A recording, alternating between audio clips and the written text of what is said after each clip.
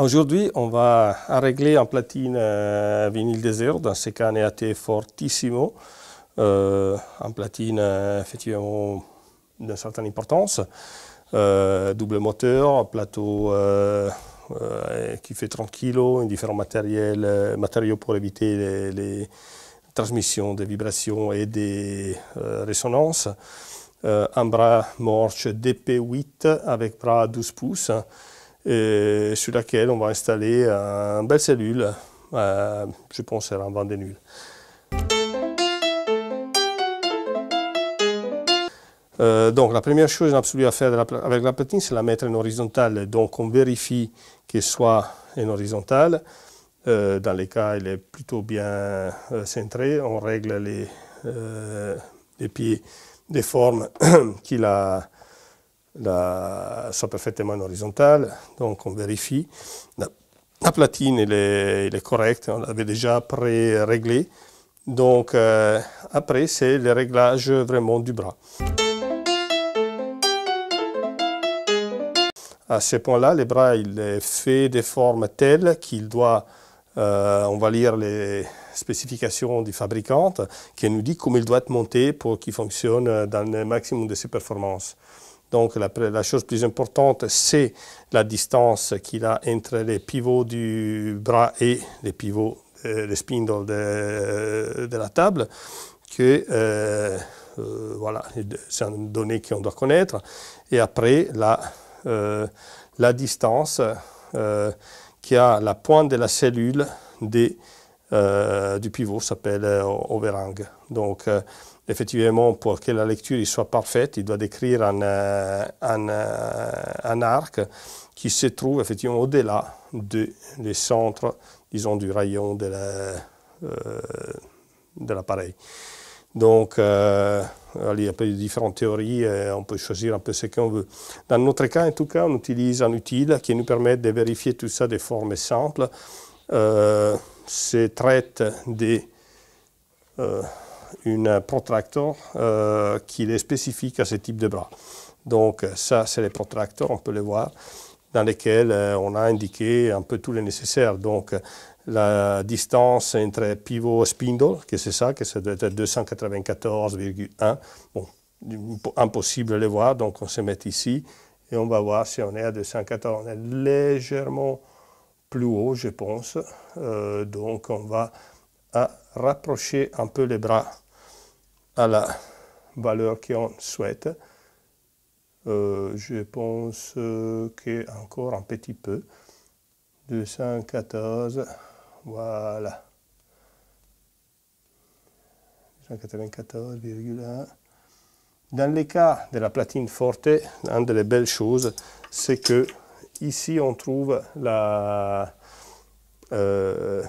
effectivement la distance et on peut varier donc la distance du bras du centre et on sait exactement à quelle distance on va positionner du spindle.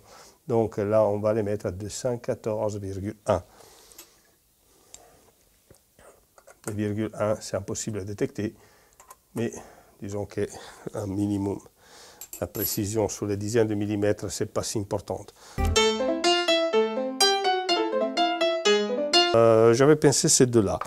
Donc, vu la carrure de la platine, je pense que la Crimson Master Signature soit probablement la plus adaptée. De toute façon, c'est ma cellule préférée. Une cellule qui est un MC, avec un niveau de sortie assez confortable, parce qu'on parle de 1 millivolt, voilà, presque. Donc, et ça permet d'utiliser sur n'importe quel préampli phono qui ont choisi. Il faut un peu mitiger cette idée qu'une cellule à faible niveau soit la meilleure.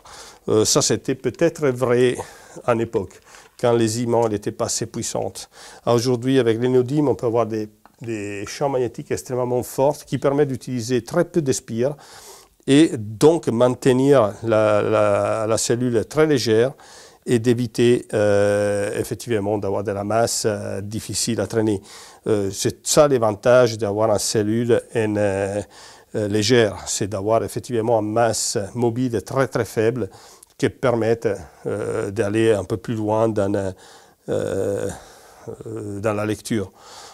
Après ça, de toute façon, comme pour toutes les choses, il y a un prix à payer.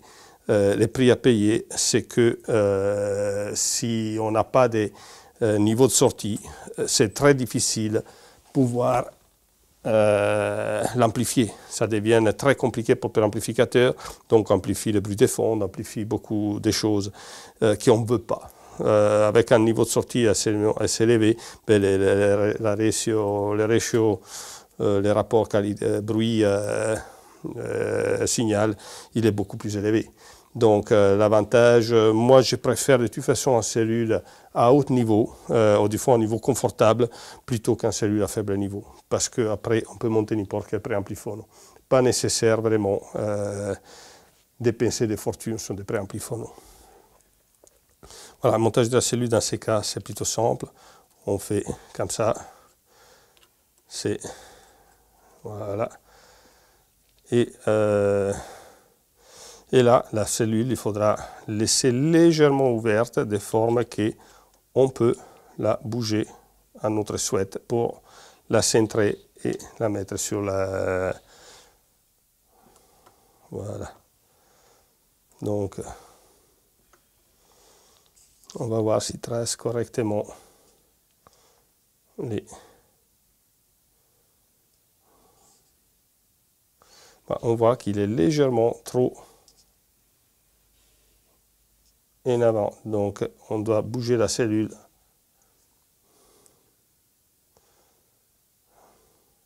un peu plus en avant. Dans ce cas, cette cellule a la possibilité de régler l'avancée ou d'arrêter la cellule comme on souhaite. Il a 4 trous, voire 5, qui permettent d'être monté sur un bras type Lean ou Rega avec 3 vis, ou sinon sur n'importe quel bras. Et dans ces cas, effectivement, on peut, comme vous voyez, mettre la cellule plus avant, plus en arrière. La question, c'est effectivement qu'il suit correctement l'arc de lecture. Voilà. Donc, il a besoin d'être avancé encore un petit peu. Voilà. Voilà. Parfaitement sur les sillons en ce moment. Donc, tac, tac. Parfait. Donc là, la cellule est réglée pour décrire l'arc. Donc la distance ici, si on l'a vérifié, la distance de là à cet arc-là sur le stylet, on vient de la vérifier maintenant. Donc à ce point-là, reste à centrer la cellule sur sa position dans les centres des deux grilles, de forme qui soient parallèles à la grille même. Donc dans ce cas, la cellule est rectangulaire, donc le réglage est assez simple. On va mettre quand même un contrepoids parce que le poids en ce moment est assez élevé sur la cellule, donc il faut... Voilà, on va l'atténuer un peu. On a dit, on va la mettre là. Voilà. Je ne sais pas si vous pouvez voir, mais effectivement la cellule est légèrement tournée vers légèrement ouverte, donc on va la corriger, voilà. Parfait. Donc sur le point 1, sur le point B. Parfait. Donc je peux fermer la cellule. Et à ce point-là, il ne reste que régler les poids, l'horizontalité. On va contrôler qu'elle soit horizontale pendant la lecture. Avant ça, il faut mettre les poids.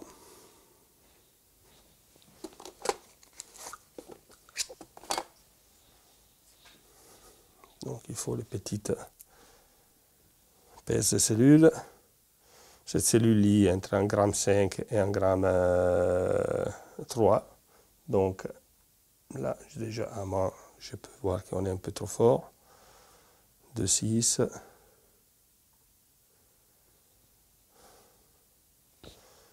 1,8. On y est presque. 1,5 g. On devrait déjà être bon.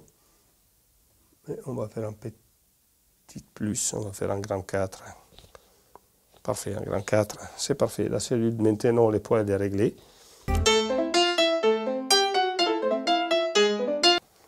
On peut vérifier avec les disques montés que la cellule est en horizontale. Pour faire ça, on met la cellule sur les bras, comme ça en équilibre. On voit qu'elle est légèrement plongeante. Pour être horizontale, Perfectory devrait être soulevé des demi-centimètres. Alors ça, c'est une caractéristique de cette cellule, il a besoin d'être plongeant, donc on ne va pas régler. En tout cas, le réglage se fait normalement avec 2 vis sur les bras qui permettent de bouger tous les bras en haut en bas. Dans ces cas, on a aussi un vis qui tient bloqué, et si on n'a pas besoin, et on peut effectivement libérer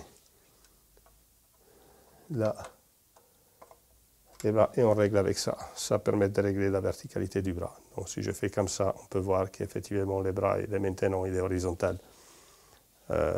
Ça permet de régler la hauteur, même pendant la lecture. Bon, je préfère toujours la mettre légèrement plongeant avec la boule qui touche la ligne de niveau. Voilà, donc ça c'est fait. Et le dernier réglage, c'est l'horizontalité de la cellule. À niveau qui est parallèle au disque. Dans ces cas, on peut la vérifier avec AE, on les voit plutôt bien, sinon on peut aussi voir avec la pèse cellule, avec de les mettre en horizontal ici. Et effectivement, oui, on y est. Certains bras ils sont plats, on peut les mettre sur les pivots, sur l'axe. Voilà, donc pour moi la cellule, plus ou moins, il est réglée. Une fois qu'on a vérifié qu'il dit horizontale et verticale aussi, légèrement plongeante selon les spécifications du fabricant, et que la géométrie c'est correcte, la platine est réglée. Le dernier point à regarder, c'est l'anti-skating. L'anti-skating, c'est la force qu'on applique en contraposition à la force que génère les plateaux en rotation, de porter la cellule vers le centre du plateau. Donc pour faire ça, il faut avoir un disque vierge, donc sans incision. Ça il est, même il semble qu'il a beaucoup de rayures, mais c'est parce que c'est les diamants qui, quand on fait les essais, il trace sa petite signature. Mais il est lisse, il n'a pas de gravure, ce disque. Donc voilà, ça c'est comment on fait, on positionne les disques sur les plateaux. On met la cellule et on voit que s'il n'y a pas d'anti-skating, la cellule a tendance à bouger vers le centre. Dans ce cas, le bras il amortit, donc il passe très doucement. Dans les cas des vents de nul, il ne recommande pas d'avoir justement d'anti-skating, mais on peut voir que si on règle l'anti-skating dans ce cas, c'est avec ses molettes, on peut fermer les bras. Oups, attendez, et la position qu'on veut. Si on met là, effectivement, elle ne bouge plus, il reste, bon, allez, on va ajouter un peu plus d'anti-skating. Les bras ils restent fermes dans la position et on peut faire comme ça dans tous les disques, effectivement. Dépend de la cellule. Dans les cas des vents de nul, il demande d'avoir une force d'anti-skating inférieure. Donc, j'enlève dans ces cas l'anti-skating, je le mets au minimum, mais je préfère que la cellule il bouge vers le centre de forme très douce. Voilà, ça c'est comment se règle la platine dans sa totalité. Pour plus d'informations, n'hésitez pas à nous contacter. Donc sur notre site internet www.texart.com, sur les réseaux sociaux ou sinon sur notre canal YouTube Texart. Vous trouvez cette vidéo et beaucoup d'autres.